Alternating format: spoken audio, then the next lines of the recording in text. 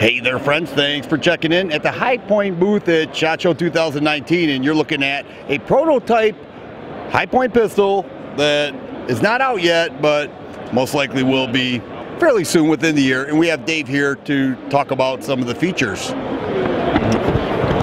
All right, so yeah, no real name on this thing yet. It is basically just our new 9mm handgun. Kind of a complete redesign from the old C9. So what we got from front to back, we're going to offer it now with a threaded barrel. So for mounting your suppressors, half 28 threads. We redesigned the slides, got rid of the roundedness and went to more contour features along with front and rear cocking serrations.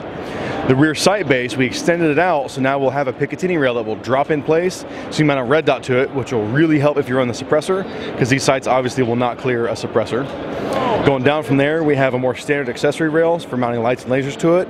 Like the old C9 and 380, there was no rail, so you really couldn't mount much of anything to it, so we have this covered now. Moving back then, now we've actually added ambidextrous ambidextrous mag releases on the firearm. And if you're also familiar, they have a rattle to them, the old guns, which was the sear drop safety. We've taken care of that now with a grip safety, so no more silent rattling as you're running around with it. Going down our back strap now, you have a rounded, or you can reverse this to a flat back strap, so you can change the grip angle a little bit for a little more comfort. And on top of that, the coolest part is the new magazines.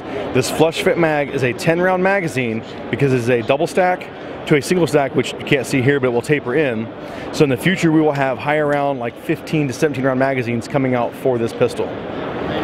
We hope to have this pistol out in the end of 2019 with an MSRP, hopefully around $200. So you're getting a whole lot of more upgrades from the original C9 to this new firearm.